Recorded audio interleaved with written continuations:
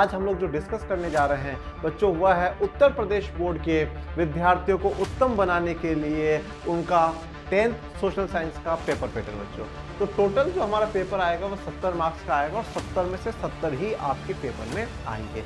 ये रिजल्ट मैं आप लोगों को आज ही बता रहा हूँ। अगर पूरे साल लगातार आप जुड़े रहते हैं, लगातार पढ़ते रहते हैं, ईमानदारी से मेहनत करते हैं तो 70 में से 70 आपके आएंगे, ये मेरी गारंटी है। आप मुझसे लिखवा लीजिए। आप ये मत देखिए कि कौन सी किताब में से कितना, कौन से चैप्टर में से कितना। आपको ये मानना है मुझे बोर्ड टॉपर बनना है और मुझे सब कुछ आना चाहिए, चाहे कहीं से भी क्वेश्चन पूछ ले, डजंट मैटर। क्वेश्चन 1 ही हो गया, फिर 2 जब फ्रांस सीखता तो बाकी यूरोप को सर्दी जुकाम हो जाता है। अंतर्राष्ट्रीय मुद्रा कोष की स्थापना किस सम्मेलन में हुई? रिंडरपेस्ट नामक बीमारी 1890 में कहाँ फैली थी? स्पिनिंग जेनी मशीन का प्रयोग निम्न में से किस कार्य हेतु किया जाता है? 5 क्वेश्चन। तो इस प्रकार से आप लोग यूपी बोर्ड में हमारा पेपर पैटर्न रहता है। तो सभी विद्यार्थी जो हम यूपी बोर्ड की बढ़िया शानदार जबरदस्त जिंदाबाद वाली तैयारी कर सकते हैं। नमस्कार साथियों, मैं मनीष मेवाल आप सभी का आज की स्पेशल सेशन में तहे दिल से स्वागत और अभिनंदन करता हूं। मैं उम्मीद करता हूं कि आप सभी शानदार जबरदस्त और जिंदाबाद होंगे और आप सभी की जो कक्षा 10 की तैयारियां हैं उन्हें और भी बेहतरीन बनाने के लिए, और भी बेहतर से बेहतरीन बनाने के लिए हम लोग जुटे हुए हैं। और आज हम लोग जो डिस्कस करने जा रहे हैं बच्चों वह है उत्तर प्रदेश बोर्ड के विद्यार्थियों को उत्तम बनाने के लिए उनका 10th सोशल साइंस का पेपर पैटर्न बच्चों। आज हम लोग क्या डिस्कस करने वाले हैं? उत्तर प्रदेश बोर्ड के 10th के जो सोशल साइंस का पेपर पैटर्न है कि भाई किस प्रकार से प्रश्न पूछे जाते हैं। जो सोशल साइंस की जो 4 किताबें हैं सामाजिक विज्ञान की, हर किताब में से कितने कितने मार्क्स का पेपर आता है, हर चैप्टर में से कितने कितने मार्क्स के क्वेश्चन पूछे जाते हैं, कितने एमसीक्यू पूछे जाएंगे, कितने रिक्त स्थान पूछे जाएंगे, कितने बड़े क्वेश्चन, कितने छोटे, कितने मैप वाले क्वेश्चन। और इन सब के साथ साथ आपको एक पेपर पैटर्न भी मैं दिखाऊंगा, एक पेपर भी दिखाऊंगा जिससे आपको ये विश्वास हो जाए कि बिल्कुल ऐसा ही पेपर आता है और ऐसे पेपर में हम पूरे में से पूरे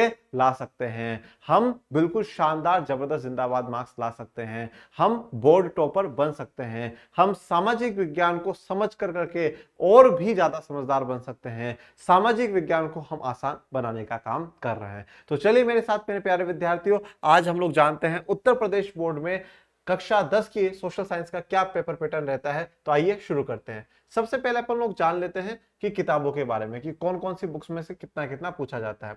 तो आप सभी बहुत अच्छे से इस बात को जानते हैं कि हमारे सामाजिक विज्ञान में 4 विषय होते हैं: इतिहास, भूगोल, राजनीति विज्ञान, या जैसे आप नागरिक शास्त्र कह लीजिए, या अर्थशास्त्र। ये 4 विषय हमारे पास होते हैं। अब 4 विषय में से कौन से विषय में से कितने कितने सवाल पूछे जाएंगे वह देखते हैं।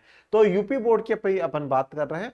तो भारत और समकालीन विश्व 2 ये जो किताब है ये इतिहास की किताब है, हिस्ट्री की किताब है। और ये हिस्ट्री की जो किताब है, हिस्ट्री की किताब जब तक ही रहती है जब तक आप मुझसे नहीं पढ़ते हो। जब आप मुझसे पढ़ना शुरू कर दोगे इस किताब को अपन हाई स्टोरी बना देंगे।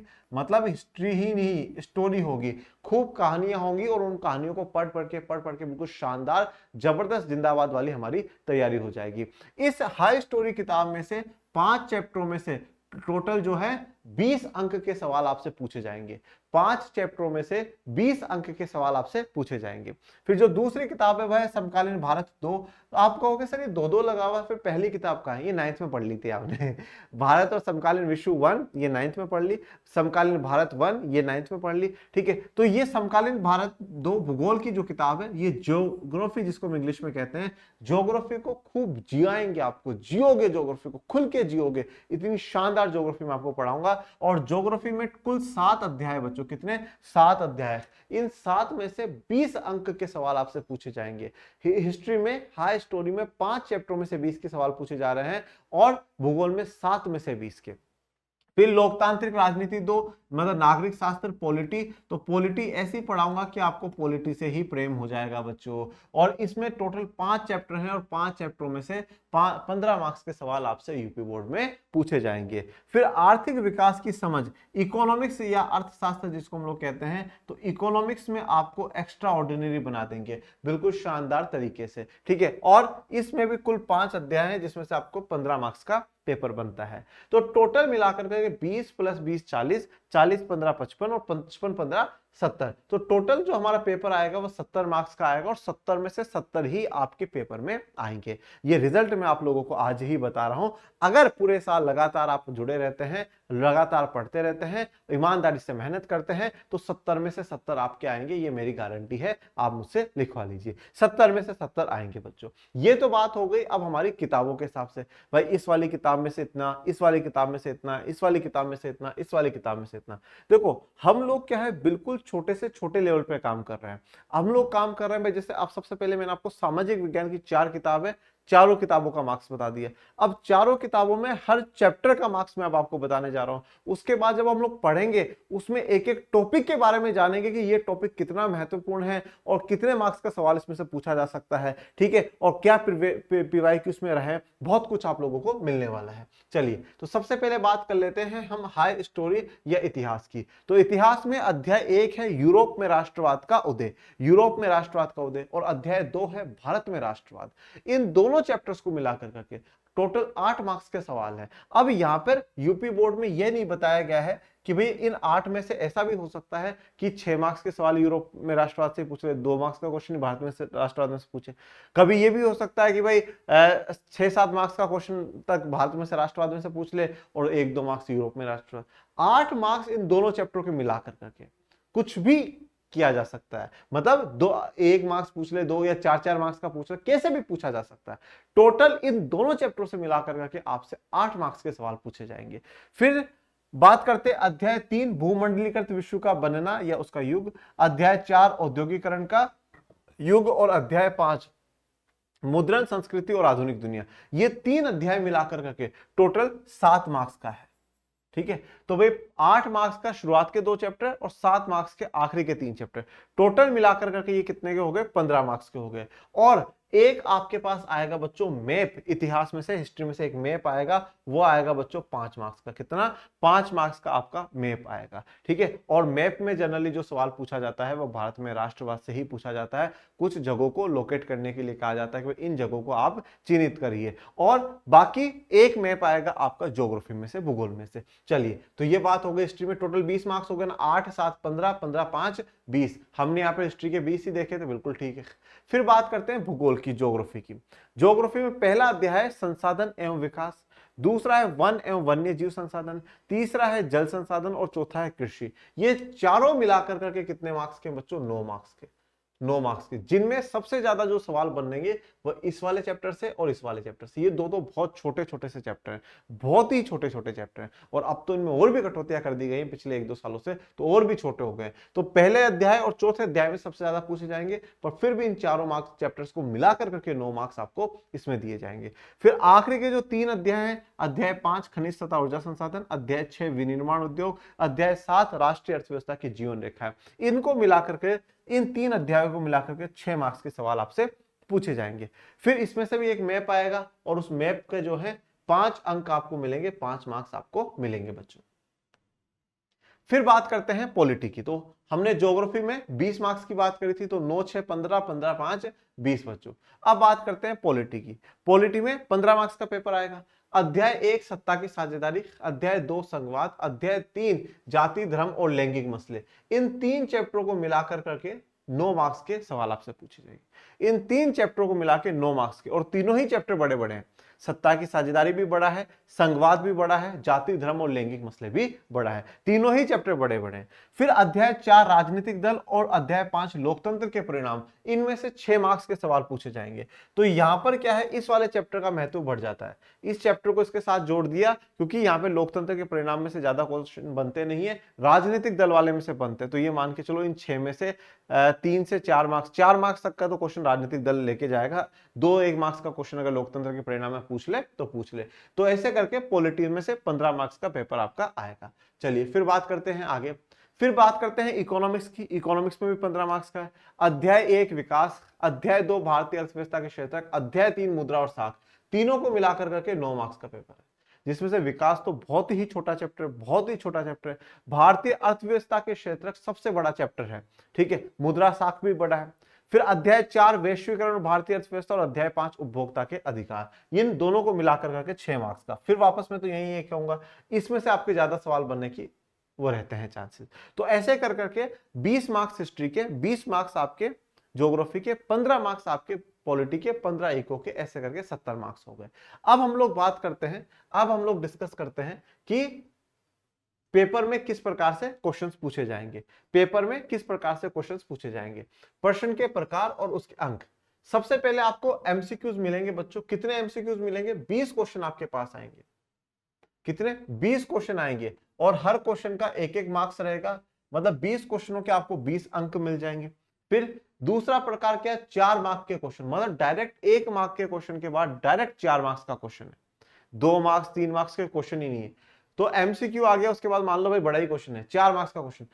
4 क्वेश्चन आएंगे विथ चॉइस। विथ चॉइस का मतलब क्या है भाई? यहां पे क्वेश्चन दिया होगा, पहले ये, फिर अथवा और लगा के ये, इन दोनों में से कोई सा भी एक कर दो, फिर ये या ये, इन दोनों में से एक कोई सा भी कर दो। तो 4 क्वेश्चन आपके पास आएंगे 4-4 मार्क्स के। इसका मतलब हर क्वेश्चन का 4 मार्क्स, तो 16 मार्क्स। तो 16 मार्क्स आपको यहाँ पे मिलेंगे। तो ऐसा करके, पर चॉइस रहेगी। ये अच्छी बात है कि आपको 2 क्वेश्चनों में से एक को करना है। तो भाई ये वाला मुझे थोड़ा कम आता है, ये वाला ज्यादा आता है, इसको कर लेते हैं। हाँ, एक चीज मैं आपको और बताता हूँ भाई, देखो यहां तक हमने पूरा पेपर पे वो जाना कि कौन से चैप्टर में से कितना पढ़ना है।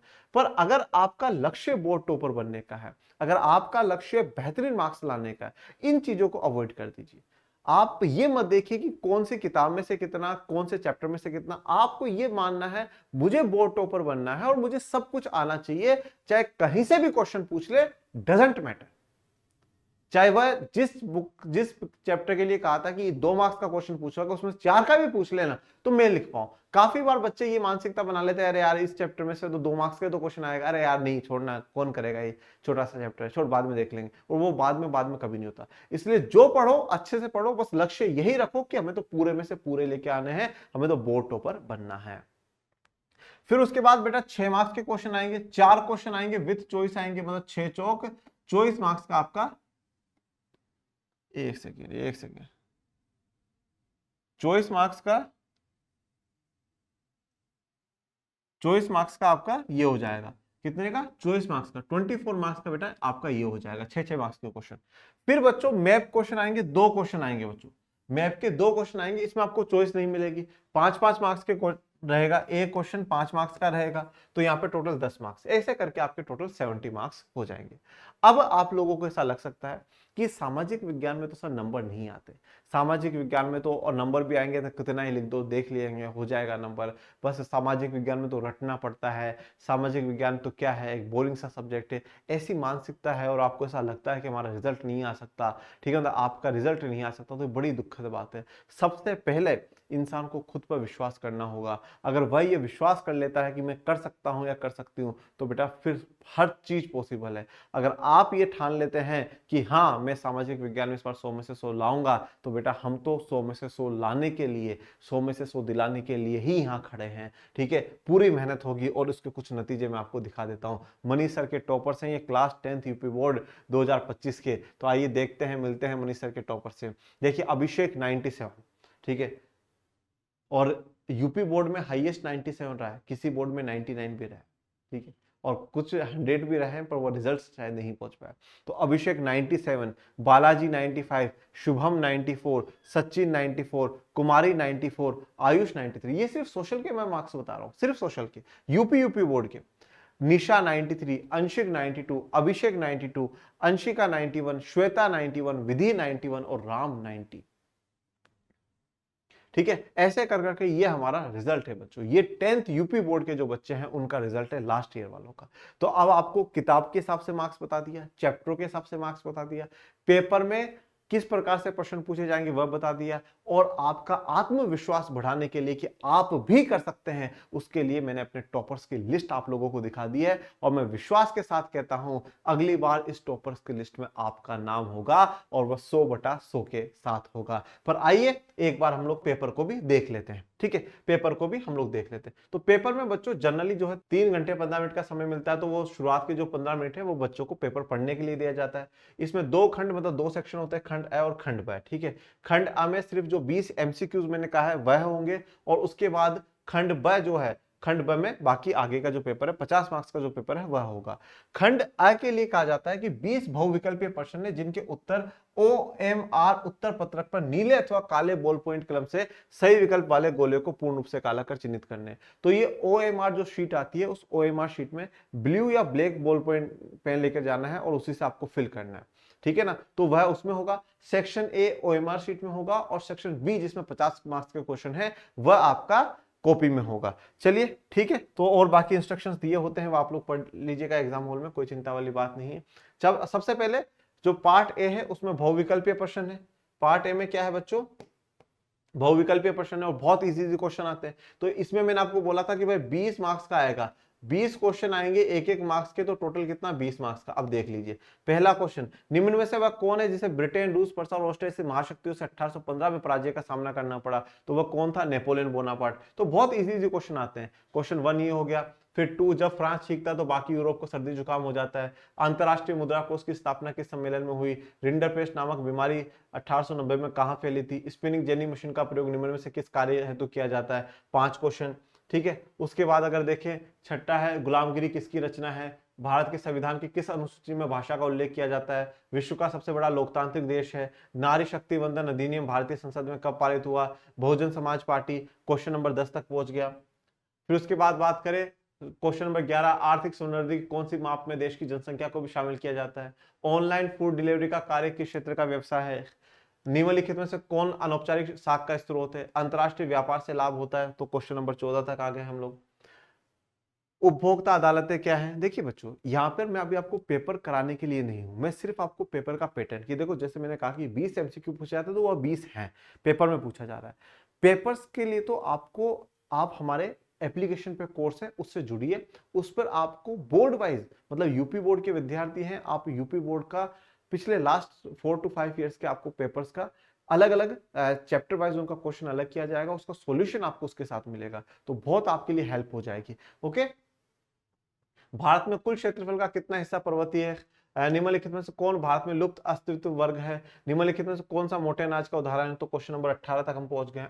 फिर क्वेश्चन नंबर 19, सोवन अपने पशुओं के से गोबर की ऊर्जा प्राप्त करने तो बायोगैस प्लांट लगाता है, ऊर्जा प्राप्ति का ये वह तरीका क्या कहलाएगा। और जीवाश्म ईंधन द्वारा होता है। ये सारे आपके एमसीक्यू थे, 20 क्वेश्चन एमसीक्यूज के मैंने कहा था और वह 20 आपको मैंने यहाँ पे दिखा दिए।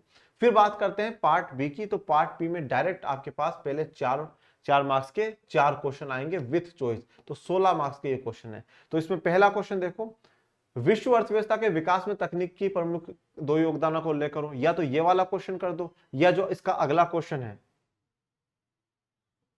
नहीं सॉरी ये ऊपर वाला, भारतीय अर्थव्यवस्था पर महामंदी के 2 प्रमुख प्रभाव, और या विश्व की अर्थव्यवस्था के विकास में तकनीक के प्रमुख के 2 योगदान। दोनों ही हिस्ट्री के क्वेश्चन पूछे गए, तो दोनों से जो भी आपको आता हो वह आप कर सकते हैं। उसके अलावा फिर नेक्स्ट क्वेश्चन, लोकतंत्र उत्तरदायी जिम्मेदार वैध सरकार का गठन करती है, स्पष्ट कीजिए। गठबंधन सरकार से आप क्या समझते हैं। गठबंधन सरकार में क्षेत्रीय राजनीतिक दलों की भूमिका का उल्लेख कीजिए। इन दोनों में से कोई सा भी एक कर दीजिए, पॉलिटी का है। वैश्वीकरण को परिभाषित कीजिए, इसके 2 लाभ बताइए। एक आम उपभोक्ता से किस प्रकार से छल हो सकता है, वह अपने हितों की रक्षा कैसे कर सकता है। इन दोनों में से आप एक बता सकते हैं, ये इकोनॉमिक्स का है।